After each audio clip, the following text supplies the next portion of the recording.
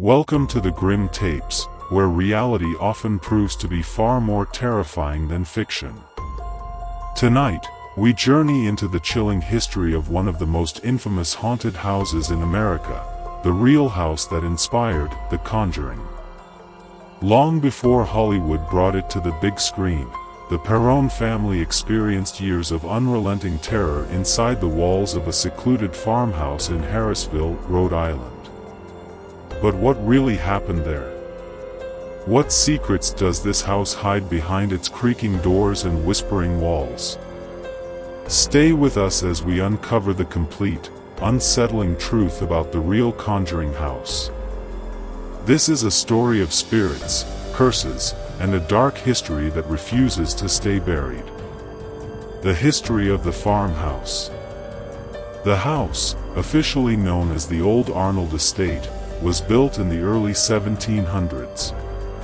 It sat on a large swath of farmland and was home to several generations of families before the Perrons moved in.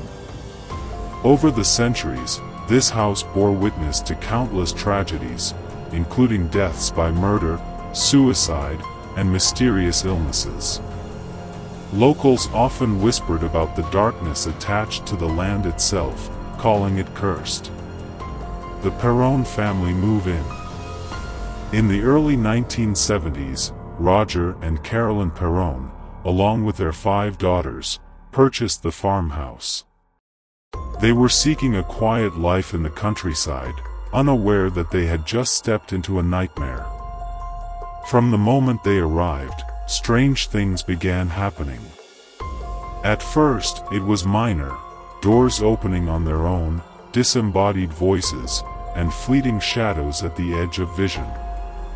But soon, the activity escalated to violent attacks, possessions, and terrifying apparitions. The spirits within. The Perron family reported multiple entities haunting their home. Some were harmless, even playful. Others, however, were deeply malevolent. One of the most notorious spirits was believed to be Bathsheba Sherman, a woman rumored to have been a witch who lived on the property in the 19th century. Legends claim she sacrificed her infant child to Satan and cursed the land before taking her own life. The Perrons believed Bathsheba's spirit tormented Carolyn specifically, perhaps seeing her as a rival for control of the household. The Warrens entered the story. Desperate for help, the Perrons contacted Ed and Lorraine Warren, famed paranormal investigators. The Warrens visited the home multiple times, conducting investigations, interviews, and even a séance. During one session, Lorraine claimed to have communicated with the restless spirits, and Carolyn allegedly became possessed by an evil force. The event was so violent and horrifying that Roger Perron eventually demanded the Warrens leave for fear of making things worse. Life after the haunting. Despite the terror they faced, the Perron family stayed in the house for nearly a decade. Financial difficulties made it impossible to leave. Over time, they learned to coexist with the spirits as best they could, though the scars of their experience remained. When the Perrons finally moved out, the house's reputation only grew. Paranormal enthusiasts, investigators, and thrill seekers all became obsessed with the legends surrounding the property. The house today. The house still stands today. It has passed through several owners, many of whom reported their own paranormal experiences. Currently, the property operates as a paranormal research center and is open to the public for tours and overnight stays. Guests have captured eerie photographs, recorded unexplained voices, and reported feelings of being watched, touched, or even pushed by unseen forces. Despite skeptics' claims that the stories are exaggerated or fabricated, those who have visited the house often leave with chilling tales that seem impossible to explain away. The Conjuring movie versus reality. The 2013 film, The Conjuring, was based heavily on the Perron's experiences but took certain liberties for cinematic effect. While the movie emphasized Bathsheba as the primary antagonist, the real haunting was much more complex and involved multiple entities. In reality, the terror was slow, grinding, and persistent, not neatly packaged into a 2-hour horror story. For the Perrons, it was an endless siege against an unseen enemy, filled with moments of pure horror and despair. Why this house captivates us? The real Conjuring house taps into primal fears, the fear of losing control of your home, the fear of invisible forces, and the terror of the unknown.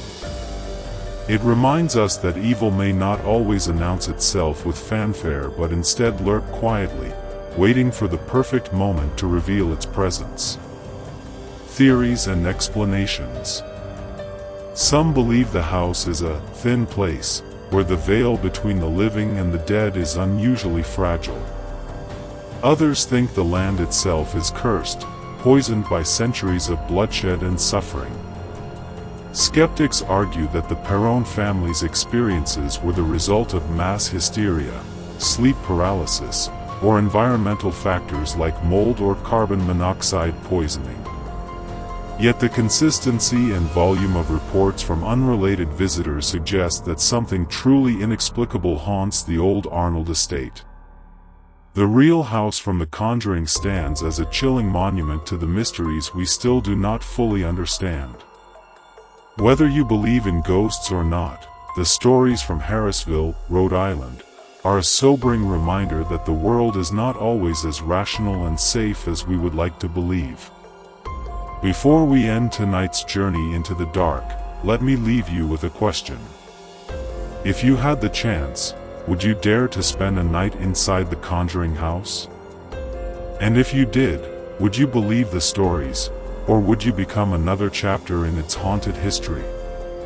Thank you for joining me tonight on the Grim Tapes.